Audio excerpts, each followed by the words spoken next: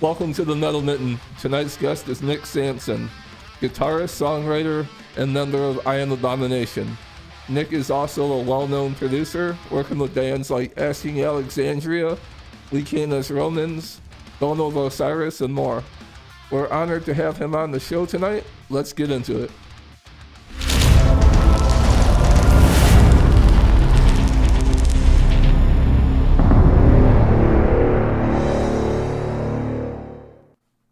Hey, what's up? How's everyone doing? Good, man. How are you? Very good.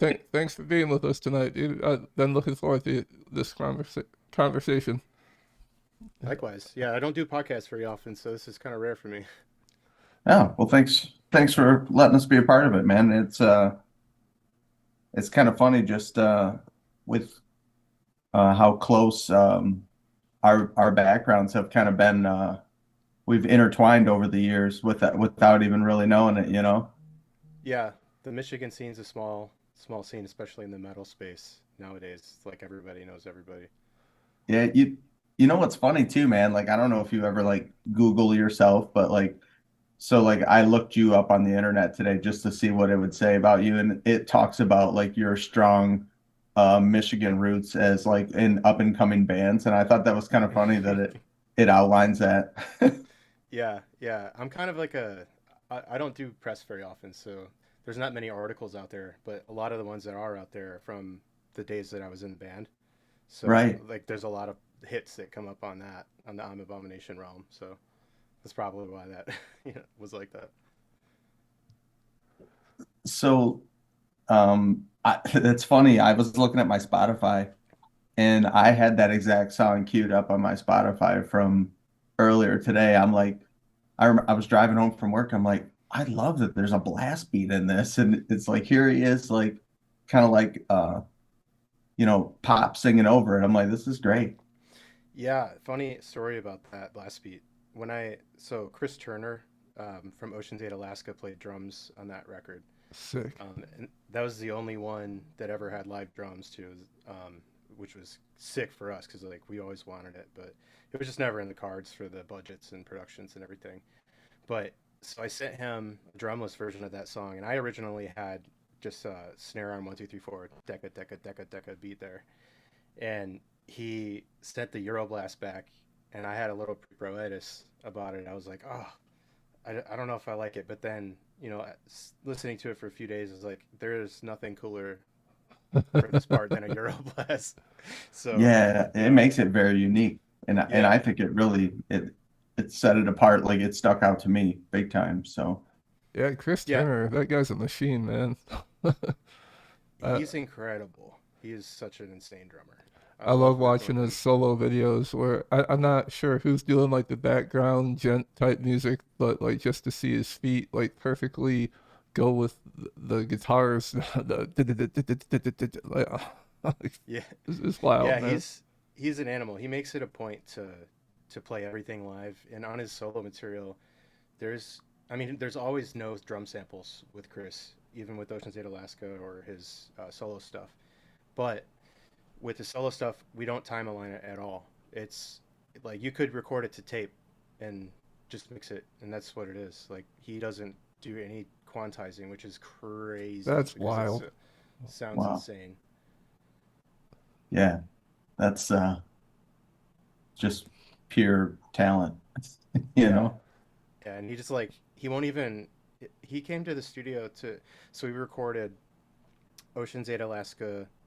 I think their second full length record. I forget the name of it. And then I Am Abomination, Passion of the Heist 2. We did that all in one session.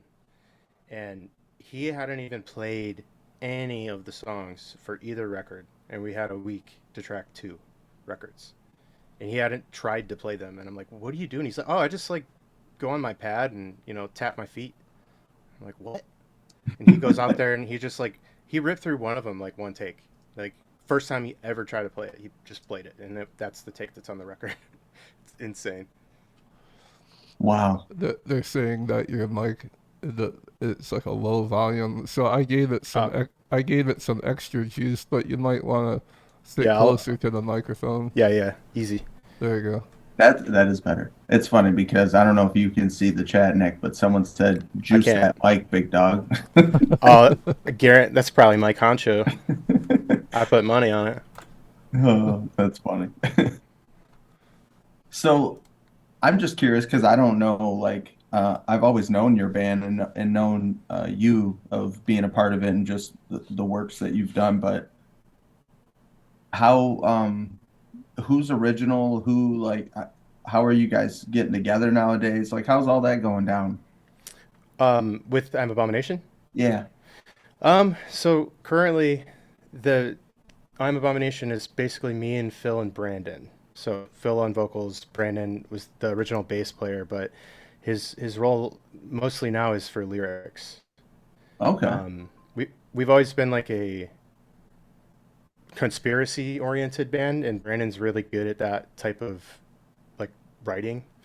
Um, so we always have him on lyrics, and Phil is obviously the singer, and I write all the music, and I write the vocal melodies and stuff like that. So, and I produced it all. Yeah. So it's just us three now. We stopped touring. Ah, shit, I forget the year. It could be 2012 or something like that. I stopped touring a little earlier than that because I started producing. But so I did maybe 5 or 6 tours with the band, and then I just decided, this is not for me. Touring is not for me. Like 30-year-old guys bumming cigarettes off me. I'm 17. I'm like, oh, I can't be Right. there when I'm 30. So I just decided to dive into the producing thing kind of head on then.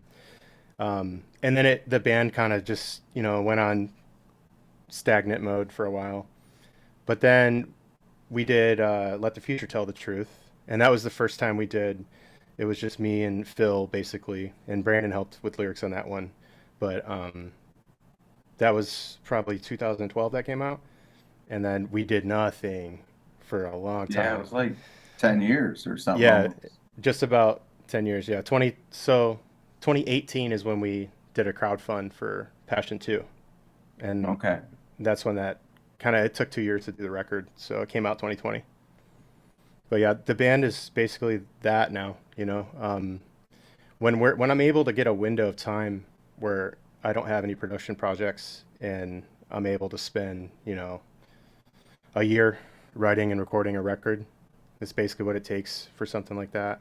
Yeah. Um, I can do it, but when it's not in the cards, it's not in the cards. So, I mean, I like doing the music. I think it's a cool outlet for me, but I do so much other stuff now that it's hard for me to, stay consistent with that.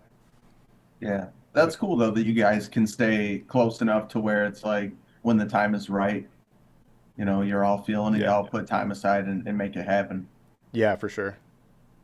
And not to mention that it's like I was listening to that the what is the Passion of Heist too, right? Yeah, And I'm like, man, I'm like, this is I text Sean today. I'm like, this album is killer. thanks, man. Yeah, you Yeah, guys did a great job. And Phil sounds just like he did 20 years ago. yeah, yeah. He's always been a heater of a singer, man. He's ripping. It took a while to get back into it, both of us. Like, I mean, I get rusty. This stuff is not easy to play. Like that stuff is very technical, Oh yeah. juiced in the realm of my capability all the time. Um, so, I was rusty at first, Phil was rusty at first, and it takes a while to get into that groove to, pour all that stuff out of you and get back into that mode. And Yeah. I punish singers in the studio. I make you do it as many times as it takes to get it right. So, and Phil knows that better than anybody because I kind of like honed my skill with him. Like Right. I punished him so much. I mean, we would get into like literal, like almost fights after records. Right. Yeah, You said that. Right. yeah. It was feelings were hurt on both sides. It was not a good time, but we we're friends. We're boys, so You gotta it's all good. drink more tea. Come on. I still Yeah. picture Phil like on the balcony of the Modern Exchange talking to him and he had his like the hipster beanie on. Oh yeah, the Like brown one. that's yeah, that's like Yeah, that's how I remember him. Oh yeah, Yeah, that's peak Phil there. He Yeah. was that was his era. If he's watching, he's probably like, "Ugh." Right. That's how he remembers me. Yeah, That's right. yeah. Love you, Phil. So I've asked you before.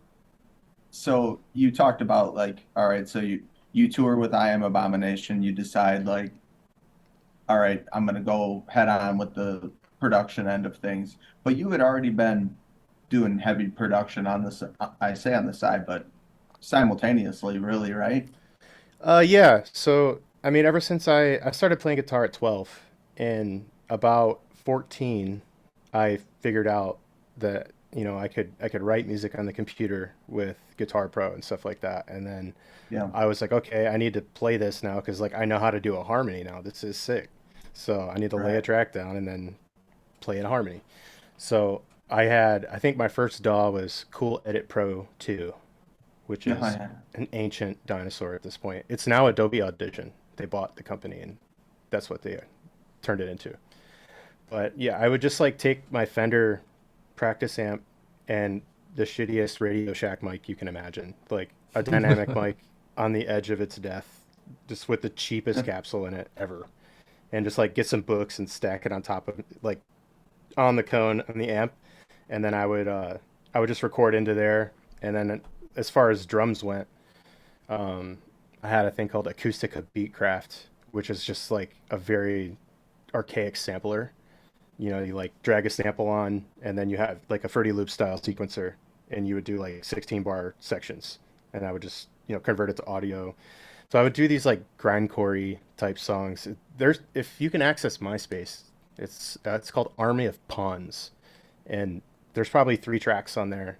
They were my first ever like guitar recordings, and they're just ridiculous. Like diminished. I figured out the minor third harmony with the diminished arpeggio, so it's all that just as much as I possibly can, and just blast beats the whole time. But it's fun. Nice. It's fun Yeah, music. that is cool. I Yeah, had one and of I yeah, had one of those Radio Shack microphones. It almost looked like a probe. yep, Yeah, like yeah, you know, a, yeah, that's the OG. That mic, man, I think my dad probably still has it. I would go like straight into his Sound Blaster sound card. It was like a front panel sound card, but it had a 1/4 inch jack. So I would just plug the mic right into that, juice it, just absolutely clip it. Sounded really bad, still does, but it's my first cutting my teeth on a recording. So from there, I started joining forums like the Andy Sneap forum was huge for me. Honestly, a lot of the people who frequented that forum have big careers now, like Ola Englund, uh, Joey Sturgis. I mean, obviously Andy Sneap is his forum. Lasse Lammert, Ermin Hamidic. There's a million. Jeff Dunn. There's so many people on there that I remember were frequent posters, and now they all have audio careers. And there's such a wealth of knowledge back in the day to be able to learn, and see what people are doing. It like kind of reveals some of the mystique behind the techniques that are needed to get good sounding stuff nowadays or then. But so I would just kind of learn here and there. So by the point I was like 16, I was able to make, the pre-pro or the demos for the bands that I was in. So I did the first time Abomination recordings. It's probably somewhere 2007 or 2008. They're out there somewhere. They're horrible. Mhm. But Is that with like from it's got like the Dirty Diana cover and that was a little after. So the first song we ever did was called Millionaires Club, and it okay. is nothing like we ended up being. You know, it's funny to listen to. And then Ornaments Are for Hanging, which was on the first EP, Jaw Dropper, was in there, and there was a couple other ones that kind of like floofed out, but that Jaw Dropper EP we did probably 2007, and that was the first time I met Joey Sturgis because I knew him from the Sneap forum, and he was like doing all these cool records that were coming out and using like a pod, and I was like, oh, that's sick. I have a pod. I can't make it sound like that, you know. So I was kind of like intrigued. So we ended up. I talked the band into recording with him, and we ended up pooling all our money together, working as telemarketers, uh, Insight Telemarketing on Telegraph and Taylor. Oh wow. Okay. Hell yeah. Yeah, it was a hilarious time in our lives. But yeah, so we pooled up all the money, went out there and recorded, I think, what is it, 5 songs in 5 days. Um, Smoked an unbelievable amount of cigarettes in the smallest room you can imagine, like for a week straight. Um, Nothing but amp energy drinks, Oh and yeah. that's what came out. So that's how I met Joey, and like we kind of like were nerding out a little bit before that, but you know, fast forward a year and a half later or so, he's like, dude, I'm so swamped. Like, I need help. I need an engineer. And like, I kind of trust you. So would you want to come try that? And I'm like, yeah, definitely. 100,000%. And the first thing I ever worked on for him, like, he had me practice drum editing, and he gave me Oceano, the District of Misery. And there's That's like cool. 9,000 drum hits in that song. Oh yeah. And he's like, quantize this. And I'm like, oh. I had like a laptop and I remember he gave me a mouse. It was like a Microsoft mouse that he loved, and he had a box of like 10 of them brand new. He's like, dude, just use this mouse. It's sweet. If this one fails, there's 9 Yeah, more. yeah. Literally, like I picked that up. I have like 3 Death Adders in the closet right now in case this one dies. Like I'm on that kick. Like your mouse is it's your hand. You know, it's got to be comfortable with it. But yeah. So I practiced on that one, and then the first real project I did with him was I did the vocal editing on Stand Up and Scream, the Asking Alexandria record, the first one. So I did that, and also simultaneously, We Came as Romans was in the studio recording their first record, which I also edited. And that was the first 2 I did with him. So those were my first. At the time, I didn't realize how crazy those records were going to be. Like they're gold. Right. It's wild being involved in something like that. Like I had no idea what like it was gonna go that crazy. But the next one was Of Mice and Men's self-titled first record, and I engineered guitar and bass on that one, and I got step up a notch, and that wound up being. Let me see. Your camera went blurry. You look like you're on Uh Unsolved Mysteries oh. right now. Can you hear my audio? Oh, There you there we go. are. There you are. You're back. I Yeah, love I how blame it it on bounces Apple's back. permissions. Yeah. Right. When I was testing earlier, it was doing that, and I was like, "Oh, I hope it doesn't do that." Right. Yeah, It won't like, do that when we stream, yeah, no? yeah, definitely not. I'll just like lock my face funny next time. Right. Right. But yeah, that so the first of Mice and Men record was the first one I got to engineer guitar and bass on for Joey, and that one's also gold. So that was crazy timing on my part. Being in the right place at the right time, meeting Joey, it kind of like got my foot in the door and got to meet all these other guys. And I worked for him for like another 2 years after that. And then, I kind of just like wanted to start doing my own stuff. And so I worked with, my first label project was a band called Adestria. Um, I forget the label. I don't know. It's one of them labels. But I did 2 records, ended up doing 2 records with them. But that was the first one I did all completely on my own. That was like a signed record. Completely nerve wracked to the nines because I was recording in my friend Will and Mike's like backyard garage studio for a while, and at this point, like I had to, I'm gonna have like 6 dudes there with me for a month, and this place didn't have a bathroom and very small control room. I loved it for what like I was doing there, but I had a whole band that was gonna come in there. I was like, oh, I can't have this. So I wound up talking to Matt Dalton at he owned a place called 37 Studios in Rochester. And this place was like massive, like 4,000 square foot studio. Oh wow. Um, 2 big control rooms and then a couple side rooms as well. And a huge, massive drum room that I miss so much because it's recently got closed down. But, Mm.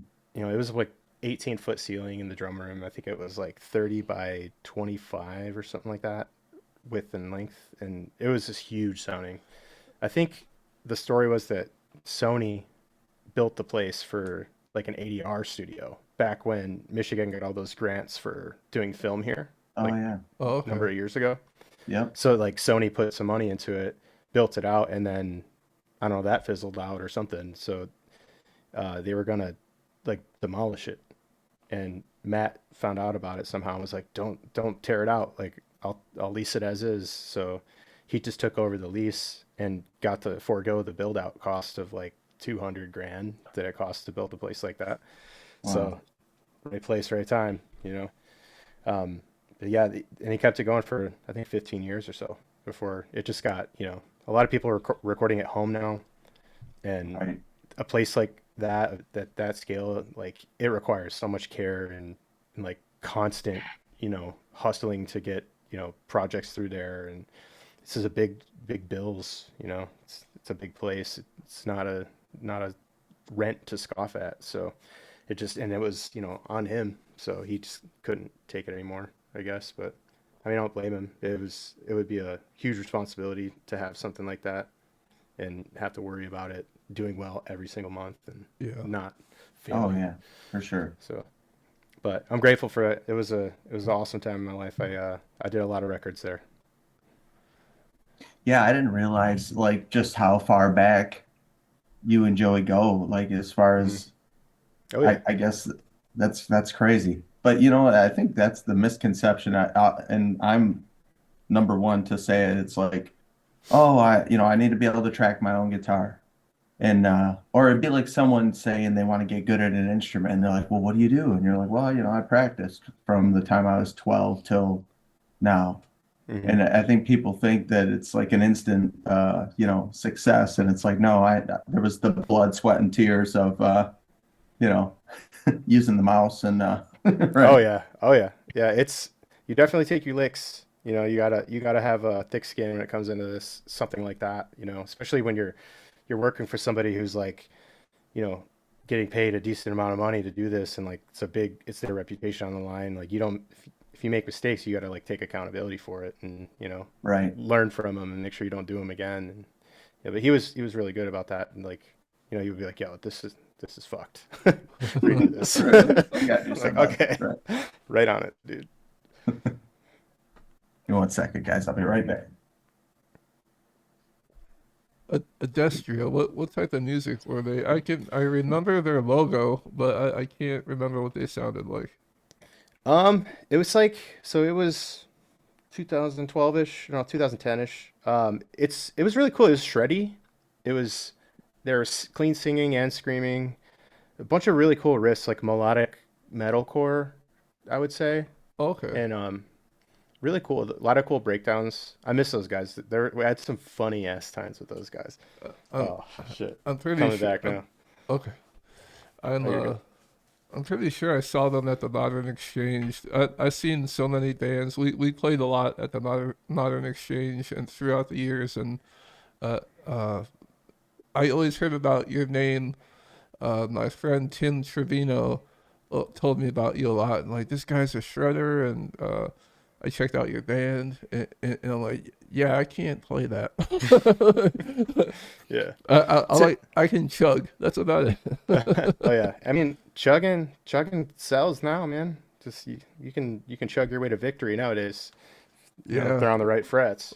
Yeah, look at all these slam bands, man. They're really blowing up. Oh yeah. It's cool, man. I like seeing it. Yeah, I I do like I like too. anything that like back in the day was considered taboo. Like, oh, that'll never go nowhere. When it succeeds, I love it. I Right. love seeing it. Yeah, even like polished recording versus like the raw uncut sound. Like look at how that's changed too. Oh Or yeah. like a Yeah, snare definitely. that, like the Saint Anger snare that you would make fun of, Oh, Yep. you know. it'd be a gem now. It'd be Right. a complete gem.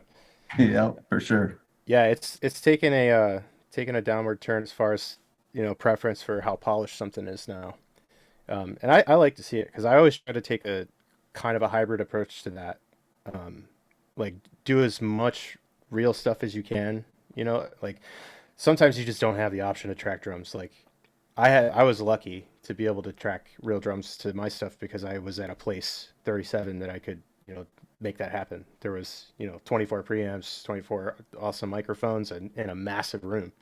The room being the biggest constraint, because like where are you going to find a room with a ceiling that's 18 feet tall Right. anywhere? It's like a super rare thing unless you know put your neck on the line and lease a big building and just send it, you know. So yeah, but the I like to see it. There's a lot more distortion coming in with mixes, Oh yeah. and you know that's something I never really considered to be like. I was like, because you know you want it to be clean and polished, but now if it's not distorted, people are like, "What's wrong with it?" You know, Right. it doesn't sound like everything else. So that's a big thing coming in. Yeah, like now everyone's like maxing out the gain instead of like finding that perfect spot and then using multi-band compression instead of like like Hmm. I don't know, like when I first got into recording guitar, like how I did it then versus how I do it now, like depending on what I'm going for. It learning about guitars like as a guitar player than as someone that's putting it in a mix is like two different worlds, and that was my biggest hurdle because I'm using my guitar brain and not like the mixing brain of like, oh, this is gonna be stacked 4 times and like this is gonna create a wall of sound if I do it like this. Yeah, yeah, it's huge, man. Like even with like EQ, like you could, or when you're sitting in front of your guitar amp in your bedroom and you're playing, like you can't really capture that sound, like Nope. because there's room sound in that, there's you know room compression in that, there's you know directionality in that from where you're sitting. Like there's a lot if you're sitting back away from the speakers, you don't get the high frequencies, but you always feel the low end. So you know you could Yeah. be like looking for this thick tone that you've been hearing in your bedroom all the time, but you can't get it because you know the air won't move the capsule the way that it needs to get that balance in bass versus high end that you hear in your room. So, you know, there's a lot that changes when you start, you know, microscope and stuff and recording it and messing with it. But yeah, I totally get what you're saying about, you know, being a guitar player and then being a mixer. It's completely different, like trains of thought. Yeah, it's wild. Like back when Matt and I were in a band, we never used pedals. Like we played with lots of bands that had like a pedal board, and it was all like alien to us. We're like, oh, we just use the gain on our amp, and that's it.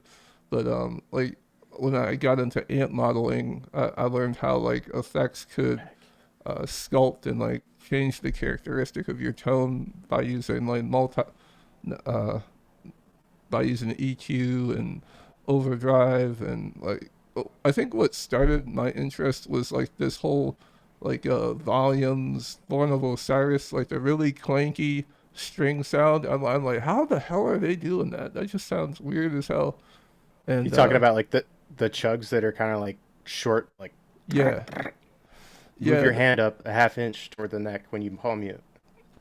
that and even like the chirpiness of the strings, like it Yeah, sounded like what nowadays would be like a Thornton grind pedal. Like everything's yeah, like like it's yeah, got that yeah. sound to it.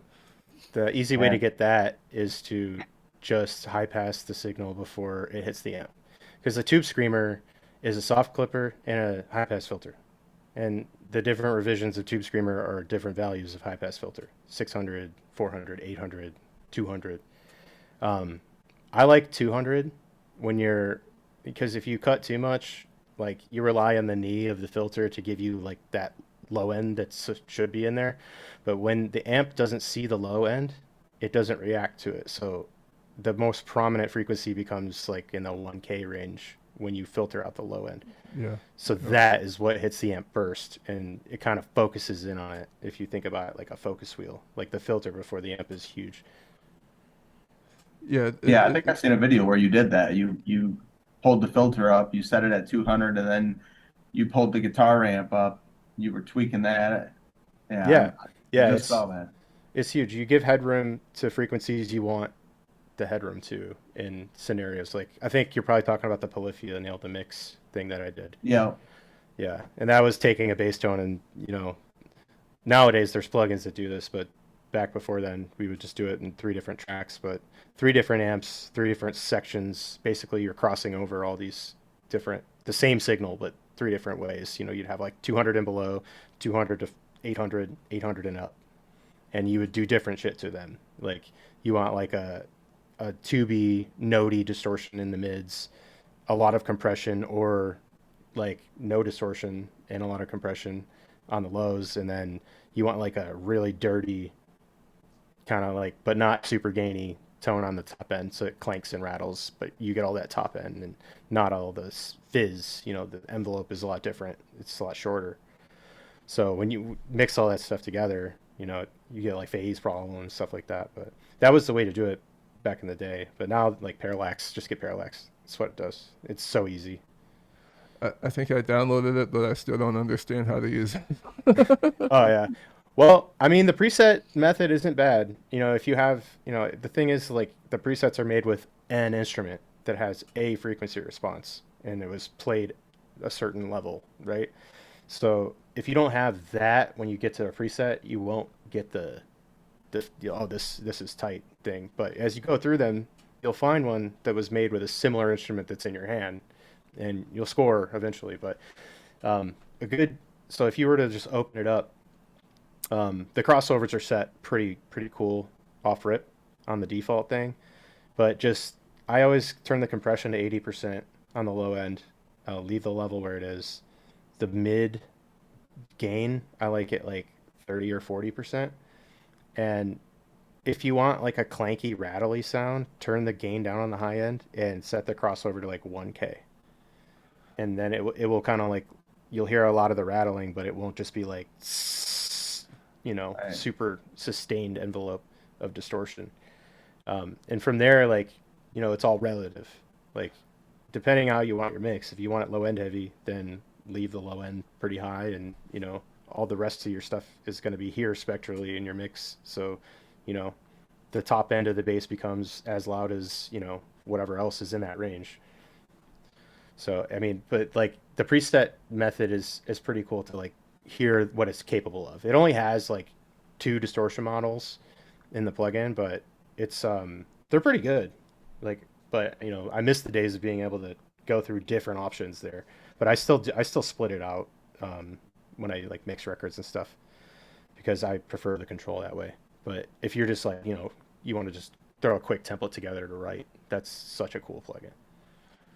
I'm glad we're talking about this because I'm gonna go back whenever I get in that program and be like, all right, this is what Nick said.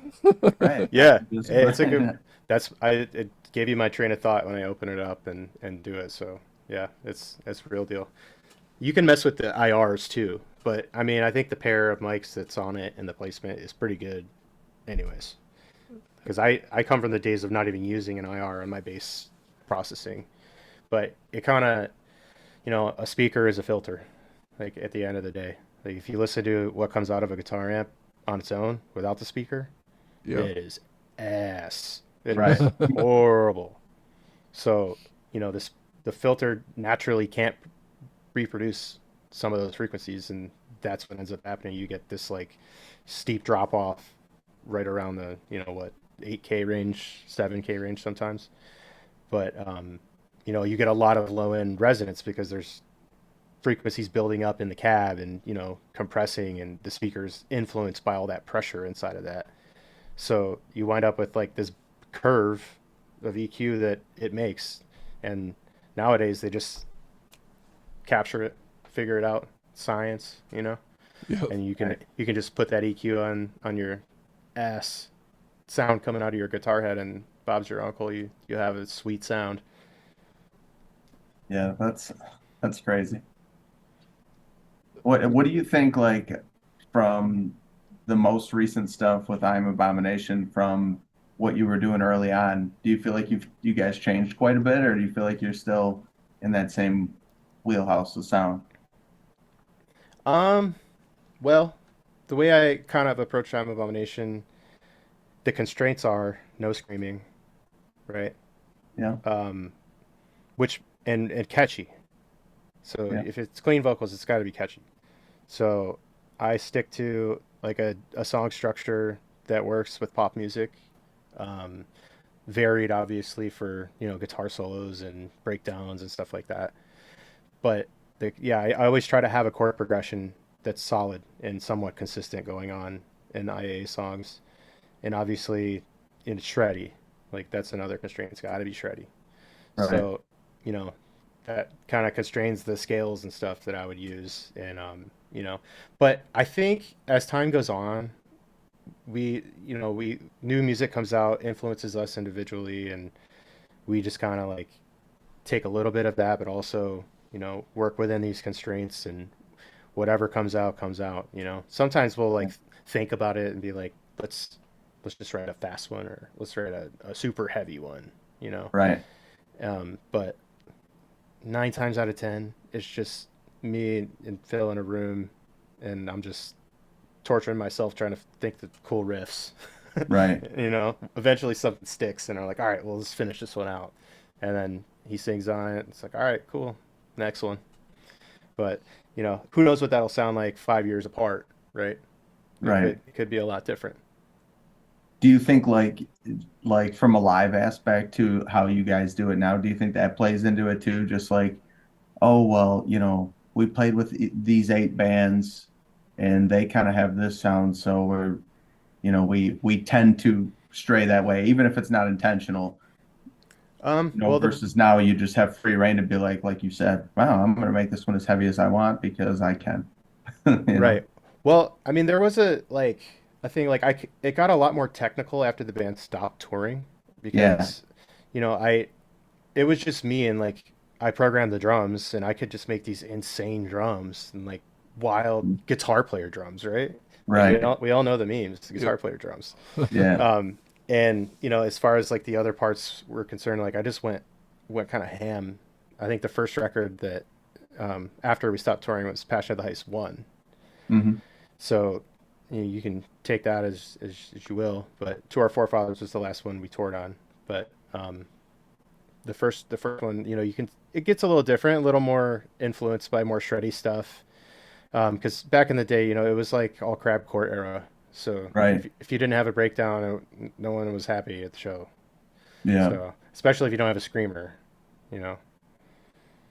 I feel like you guys blended with metal shows all the time though. Like, Yeah. and I don't think anyone ever thought me being in a metal band at that time, I never was like, oh, they don't fit in, or you know what I mean? Right. And you guys were Yeah. much bigger than us as far as local scene goes. So Yeah. The guitar, and like it's heavy music. It's metal music. It's like yes. you can liken it to like the Iron Maiden era, right? But just modernized, heavier stuff, but still like modal third harmony everywhere, and just fast playing for no reason sometimes. But Right.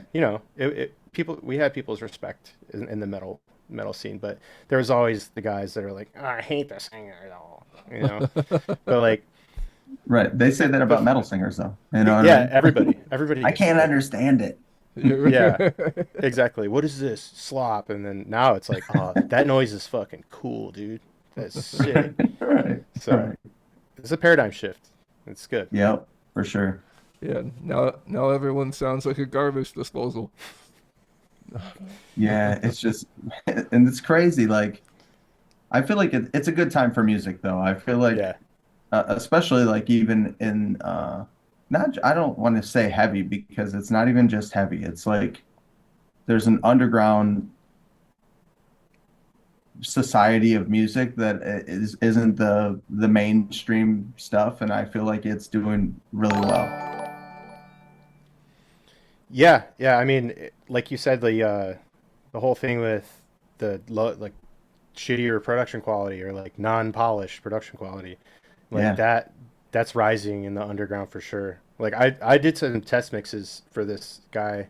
I forget the name of his project because it was before it like was a project, but I like did it and sent it back, and he's like, "Ah, this is sick, but it's like really clean." And like like he sent me the references that other people were doing. He's like, I love the frequency balances and everything, but it's just like too clean. And I'm like, okay. So I listened to what everyone else is doing, and it's just straight like distortion everywhere. And I'm like, Right. oh shit, this here it is, man. It's a new thing. I gotta hop onto that.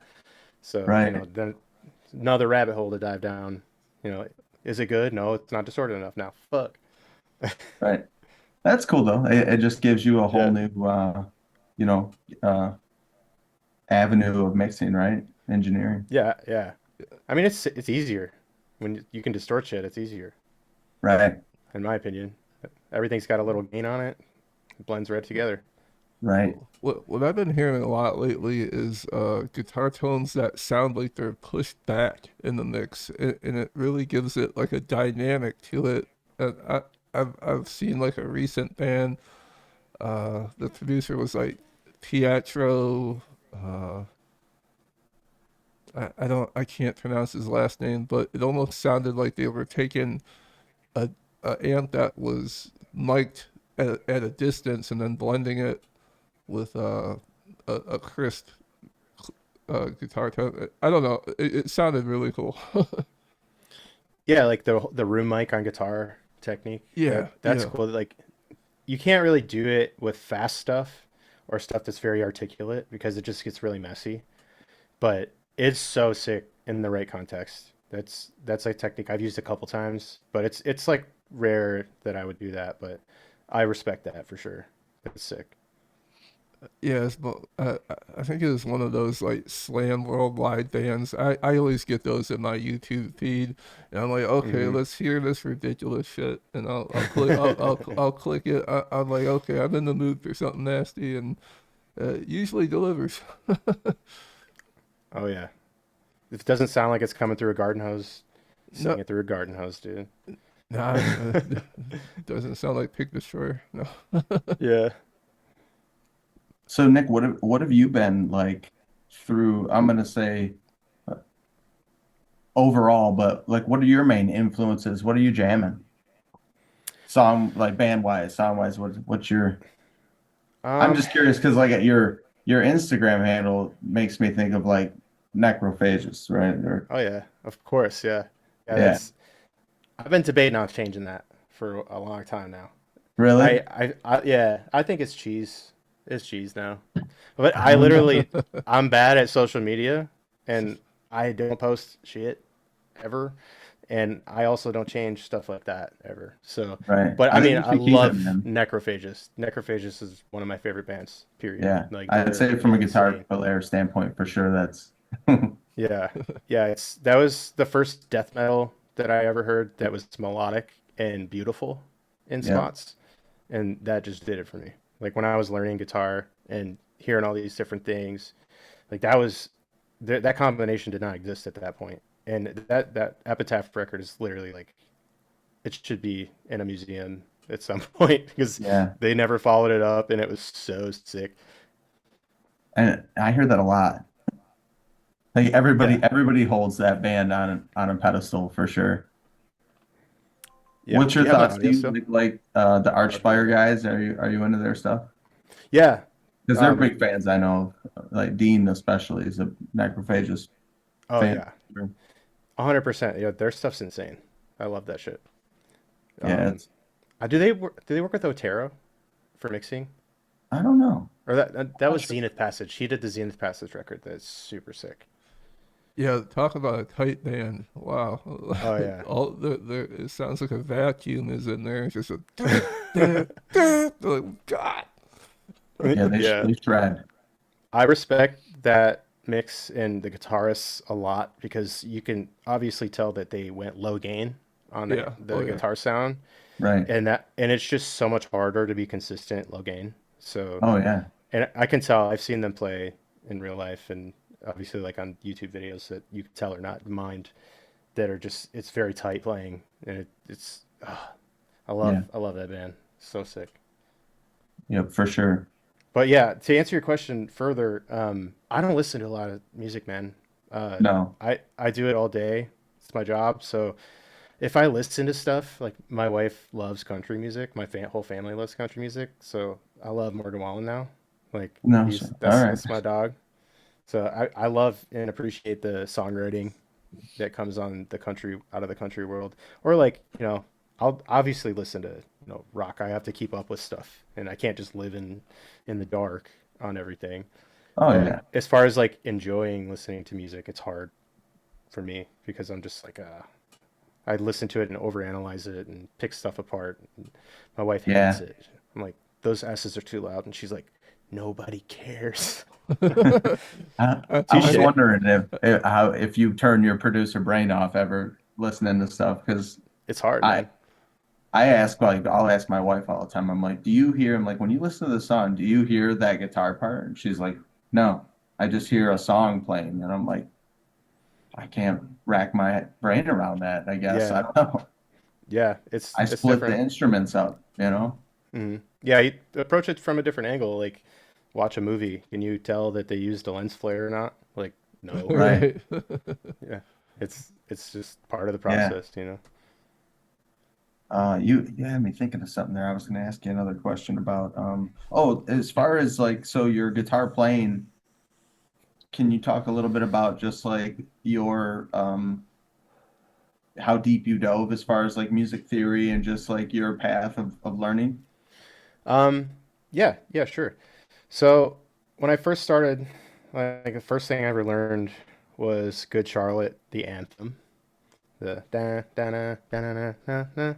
And the Yeah. funniest shit ever is that I bought a goddamn octave pedal because I didn't know that you could do octaves. I was like, it doesn't sound right. It's not right because I was playing on a one string. And I had Right. this Dan Electro octave pedal that I got at a pawn shop, and I was like, now it sounds right. This is sick. They must use this pedal. Oh, they're using an But octave pedal. but I was so dumb that I didn't realize, two frets up in kitty corner is the note I was looking for. Right. So I had some bad tablature, put me down a weird path. But that octave pedal was sweet. RIP, it broke. All the Dan Electro pedals were sweet. Oh yeah, dude, they're so rare now and like sought after. I threw so many of those things away That's back in the crazy. day. Yeah. I had the Fab Tone. That thing was amazing. Yeah, the big delay, the green delay one they had, super cool. The reverse delay, I think it was Yeah. called. Yeah, super sick. Were those the pedals that look like a Cadillac, kind of? Yeah, Yeah. Even the guitars dude, had like that. dude, it's so they had a badge and everything. Yeah. Yeah. Yeah, yeah, the cool like Art Deco type design to them. I want to say, didn't they have baritone versions in those guitars too? Yeah, the Dan Electro ones. Yeah. Yeah, I So forget like who played extended those. scale. Like one of those like hardcore guys used to rock those. Forget who it was, but yeah, they had some berries in there. I thought they made basses. They have a bass that looked like flames. It had like flame horns on it. Really? I forgot. It's popping into my brain, and I could be wrong, but it was just like strange looking bass with like lipstick rail pickups in it. Yeah. Yeah. Which now would be cool. Like if you got one of those with that what's that double stacked single coil pickup that's like a hot rail? Um. Yeah. Yeah. You know, you put like a hot rail in a Dan Electro, that'd be kind of dope.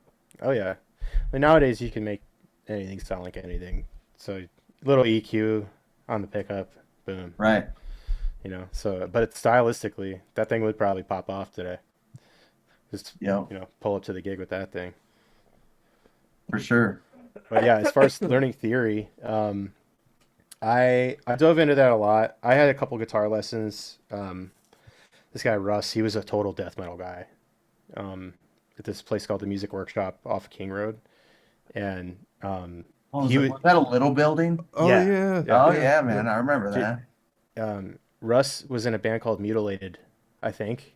Okay. It was gore grind, which was sick because like I'm like 14 taking guitar lessons from this gore grind dude, it's long hair, and like my first show I ever played, he was there, and it just like That's he was cool. he was just there for another band, but he's like, dude, he's like, what's up, man? Had a 40. I remember it. It's like burned into my brain. But he showed me my first like arpeggios, and I was Okay. like, how do I do this, Russ? And he's like, oh, easy, D minor arpeggio, shape two. I'm like, all right. Nice. So the way he did it, like he wrote it like the bubbles on the frets, so like an overhead view on the fretboard, Yeah. and then he drew the three shapes, the three minor inversions of the arpeggios, and I was like, oh, that if you look at it like that, it makes it a lot easier because they're one note at a time, their chords played one note at a time, and when you can like plot it out, you can kind of realize that you could take that shape and move it anywhere. And like here's the root note, like this is D. Like if you want to play it in B, like find B on this finger and play the same shape. relative to where you are in the neck. And that kind of like opened my eyes to like theory a little bit. So what I did was I learned all the chord formulas, because I wanted to do every sweep imaginable, right? Right. Naturally. So, major, minor, augmented, diminished, all the chord formulas, the susses, those are hard to play in sweeps. You have to tap arpeggio those to get them to come out right. But so that's kind of like where I got into like theory there, and I learned the modes and all the positions for those. Um, Nowadays, I kind of rely on my instinct as far as like where I think a song should go or a melody line should go. Um, but that instinct was built upon principles learned by implementing that theory and kind of following those rules and knowing when you can break them and why you should break them. But I don't like live by it, Like I know when something's wrong because like music is just relationships and different vibrations, and it's you can tell when there's like something discorded going on, and whether or not that's called for in the context, because like tell evergreen terrorists not to discord. Like you would have like ruined an entire generation of music if they followed theory. Like they're playing a Right. semitone apart, it makes a horrible noise, but sometimes you need a horrible noise, right? Yep. So God, I love um those first two records, like the "Losing All Hope Is Freedom" and what was the one after that. Uh, Danny, these men are nihilists or something. oh yeah, yeah, I Yeah, remember it's like the old school titles that are so long for no reason. yeah, yeah. I love that. Uh, that and I miss like the sound clips they use for like Fight Club and stuff. Oh yeah, yeah. That was the sound clip era. That's coming back, by I the way. hope so. I miss it. It was cheesy and tacky, but like every once in a while, somebody would sneak one in. Like, okay, that hits. Yeah. Psychologically, it works because people like things that they recognize. Yeah, Um, totally. and you can reply that to pretty much anything with music and, make it make sense. But they, hearing something that you can relate to, like, or like maybe you think it's funny, like it's a funny sound clip or whatever, Yeah. it makes it that much more special to the listener. And, being able to have context in the sound clip and the song is even cooler. But usually it's just left field. Like we're doing this because this movie's funny right now.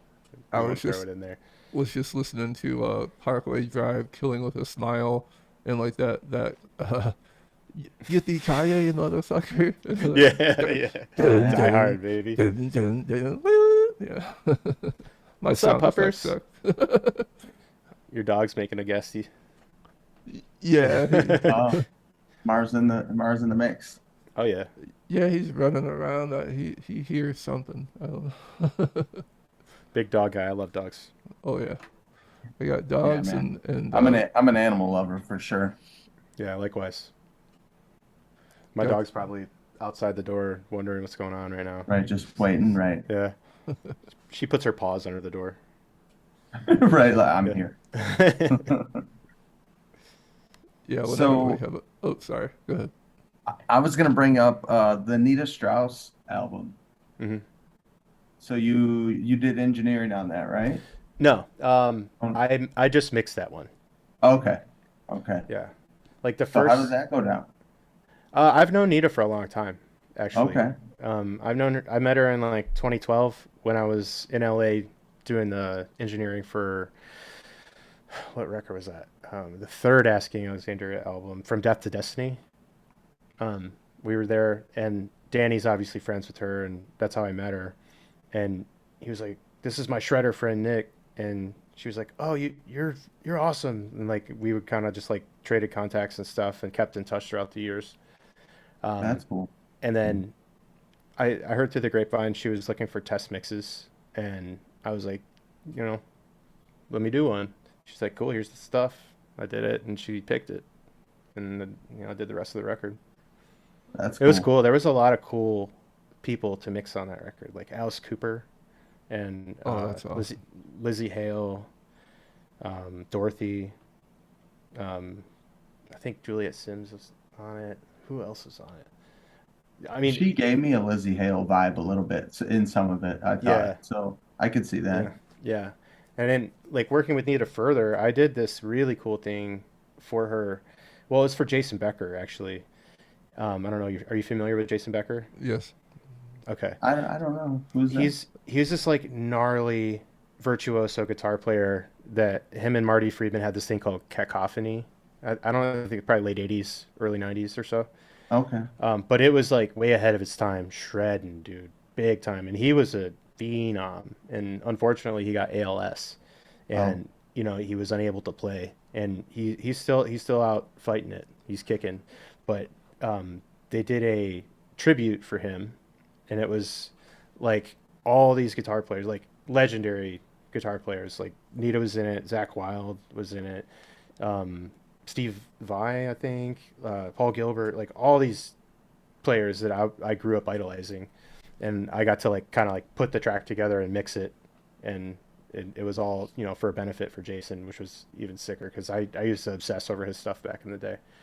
But yeah, like I worked on a lot of cool stuff because of Nita, and I'm thankful for that. yeah, that's cool. Yeah, Yeah. I had the David Draymond song came on today. I was jamming that for Yeah, as a yeah. heater, I didn't mix the original version of that. That was Kyle Odell, and Okay. he produced that whole thing. I was Killer watching job. a video of Jason Becker, and he was like making, like, I don't know if he uses like a computer and MIDI to do it, but he still writes using a tool with his mouth. Yes, yeah, He's awesome, man. yeah. Poor guy. Very inspirational. He's still out there just like making it happen, which is sick. You wouldn't want to see it any other way, really.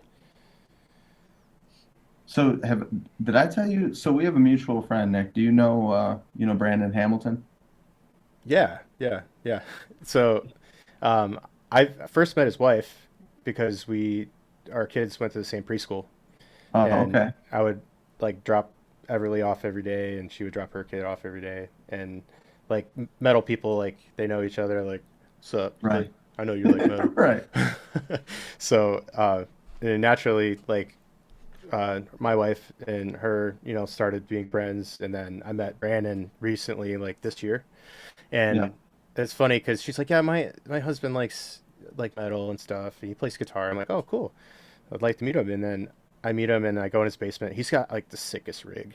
Oh It's yeah. He's got like every sick pedal, a dope, like I forget, he had like a Archon or something amp head with a 212 and like a bunch of really tasteful sick guitars on the wall. I'm like, he's a real Yeah. one, dude. You could have told me he was sick. Yeah. We constantly will share something new that we bought and we should know. Oh yeah, Yeah, yeah. He mentioned that too. He's like, yeah, I bought this. I probably shouldn't have though. I'm yeah, like, dude, Right. you buy it. I think at one point yeah. I he had the probably should have stealth got this. yeah, yeah, we were selling with it, Is right. that a Reverend? Yeah, it's the Billy Corgan model. Oh, I love Reverends. They used to be in Michigan, right? Yeah, I think so. Yeah. I love their headstock. Man, Yeah, that's it's a a sharp nice guitar. it's a nice guitar. On the pay as you play payment. Oh yeah. Right. Hey, 8 million months with zero interest. Yeah. oh dude, I was at NAM recently, and I walked by the Synchrony booth, and Oh anybody yeah. with a Sweetwater card knows the Synchrony Oh name yeah, because they're for the sure. financer for that. And I was like, the amount of debt incurred by this company in this building right now is Yeah. just insane. Yeah. Like, you could probably weigh it. It's that heavy. It's wild. I weirdly have like two other Synchrony, like I think there's like a jeweler that I bought like my wife's ring through or something, and then I don't know if my Lowe's card is through Synchrony, I think possibly. Mm. Dude, the speaking of that, off topic, the wife's jewelry, like the if you I got a JB Robinson credit card, first one I ever applied for. Bro, they approved me for like 10 racks off rip, no credit. And Right. that shot my credit up so high. Oh Like yeah. insanely high because I had all this available credit and I didn't spend it. I bought like, I don't know, $1,800 thing or something. And Right. I had all this available credit, and then I just kept, I had a crazy high credit score. I was able to like buy a Right. car super young, but I didn't realize it was because I had all this available credit. So if you can, go out and get a damn jewelry card because they love to approve you for a crazy amount of money, and then your Yeah, credit will just I go think I crazy. got approved for like 7 grand or something like that at the time, and I've never come near Yeah. Well, spending 7 grand there. You know, how far sorry away is to my Mother's Day? wife, but got my wife the cubic zirconium. Oh, little I'm just CZ. kidding. She'd kill me if I said that. She Yeah. gets a diamond tester out on you. Right, right. Beep beep beep. Look over your shoulder. No. Yeah, no shit, right. Yeah, we all fear them. Yeah, so what district were you guys in for Sorry. school? Oh, I went to school in Taylor. Okay, but But with Brandon and Tiff. Ritter, it's Ritter, so it's South Oh, Rockwell. really? That shit, Yeah, that's my Sean yeah, and I both went to Ritter. Yep. really, Yep. Yeah. yeah. So I grew up in Taylor, but my dad lived in Carlton. Oh, So no shit. on the weekends I would be in Carlton, and during the week I was in Taylor. And later in life I just decided to move out here, so I live out here now. Oh, So yeah, my daughter goes to school out there and everything. So yeah, we're okay. we're we're like in the same 10-mile radius at all Yeah, for times, sure. probably. Yeah, I live right behind Lowe's in Monroe. Oh, nice. Yeah, Yeah, I'm out little that way. sub back there. But I went to airport my whole life and well, Mm. yeah, high school. Sean as well. Yeah, we bought a plot of land. We're gonna build a house, and it's Grafton and Sigler, right there by Oh yeah. Airport High School. Yep. So Yeah, should they be, built that up quite a bit over there yeah, in the yeah. They're past like 10. I say like recently, but it's not been that recent probably. um the plots went up for sale like 6 years ago in that corner. Yeah. Some people started building right away. We bought ours then, but we just didn't build because the lumber was crazy, and then the Right. interest was crazy, and now we're Yep. just like, fuck it, we're just gonna send it. We're gonna Right. no, you're not gonna wait forever. So we're hopefully doing that this year, and we'll have started on that, and I'm gonna have a studio in there as well. Nice. Congrats on So that. That's cool, dude. yeah, never had my own. Just been working in spare bedrooms and other people's studios for my whole career, Right. basically. So it's gonna be cool for me. Oh yeah. You got it all like laid out on what you want and shit. Yeah, basically at first it'll just be a capable control room. I do a lot of work with corporate stuff, and I'm starting to have to do Atmos for that. So I need an Atmos capable room, and that's 11-foot ceiling. It's got to be big enough. There's like a standard that Dolby has to meet in an Atmos certified room.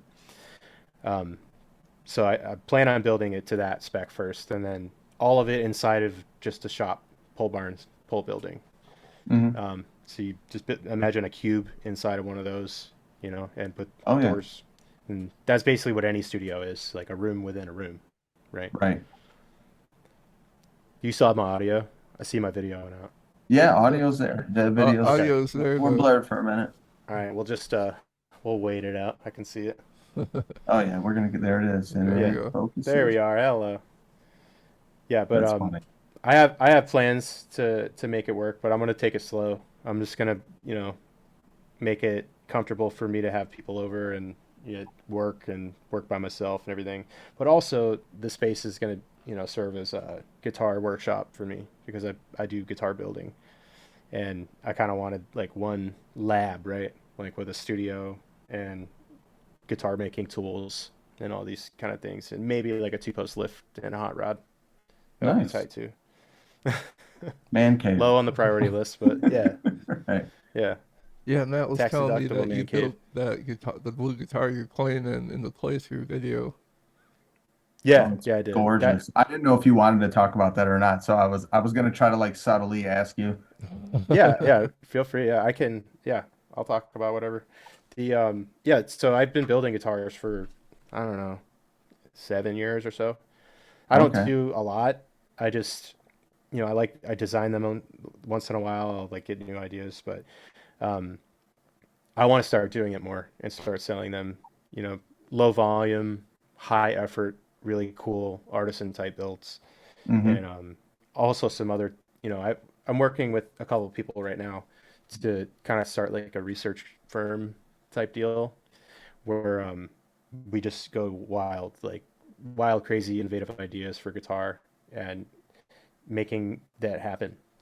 With the resources that we're, going to try to raise and just because guitar's moving in this crazy direction where it's like post-production effects, all these like cool noises and stuff, Yeah. and the infrastructure is not there yet for that to happen. Like a lot of these guys would have to like play through their Ableton session with the automation left on, and then that through a guitar amp live, and that just poses a lot of problems. So trying to solve those problems to give players like a kind of a playground to play with new ideas and kind of treat guitar like you would treat a synth, right? You have an oscillator and then you have filter capability, you have all these different things you can do, envelope stuff, LFOs modulating other things, all that stuff. um, Give the guitar player that kind of playground, and like common sense stuff, like pick up modeling. That that's so easy. Like it's so easy to be done, and it's not done yet. Yeah. Um, trying to make cool ideas like that happen, but also still building some kind of like artisan type cool builds, Yeah. spending a lot of time trying to find a top, Right. using cool materials for things here and there, and all while making them aesthetically awesome and playing great. But yeah, I've been building for a little bit, and I plan on keeping it going. Yeah, But yeah, that the one blue that one you're in that talking about, video, right? man, or that picture. Oh my gosh, I love that That's my colorway too on like the headstock, like the Yeah. texture I have one difference. here.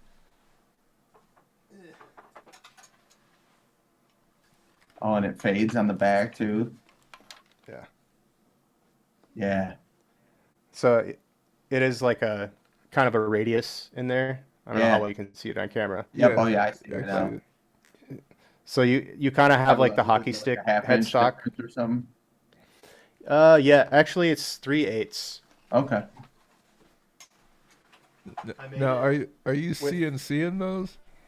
Yes. Yeah, I'm fully digital luthier, if you would call it that. Nice, I nice. I believe that machines are great. Like they're insane. They do what they're told. It's just telling them the right shit to do is the hard part. Yeah. Um, but you know, you can spend more time building one guitar with a CNC from design inception to a finished instrument in your hands. You will spend more time if you build it with a CNC, 100%, because it's a lot faster to print out a paper template and trace it and or buy a template and then use a router. Like Yeah, you can yeah. Right. build a rough guitar in a day easily like that. But Yeah. you probably haven't even plotted out your fret positions in a day, if you're in the digital side. But Right. when it comes time to make the second one, boop, Yeah. done, right? Oh yeah, So for sure. you have to kind of like invest more time up front. But now I built a new machine with my dad that's it's an automatic tool changer machine. So it's a real like one button boop. If you didn't have to flip it, it could all be done in one button. But there's two ops because you have to do the features on the back of the guitar and flip it over and then do the stuff on the front. But I don't have to touch a tool. I don't have to change that any of that. It does it all itself, measures everything, and you plan it all out in the software first, and then it just goes ripping, which is great for me. Minimize human error at every cost. It's kind of like I Oh do that yeah. in my production workflow. How many tools can fit in Also, the turret? as many as you can fit on the table. It's like a wine rack style if you're Okay. familiar with CNC. So they're On a metal T-track end, mounted right? I holders. know. CNC. Oh, cool. Yeah, yeah. So they're in like a wine rack. So right now I have 14 tools, but Oh I yeah. plan on having 30 so that I can have like thread mills and stuff in there and all Yeah. kinds of stuff to do brass and aluminum and all that. Yeah, But that's sweet. yeah, yeah, it's capable of doing metal and stuff too. So maybe I'll do an aluminum guitar one day. I don't know.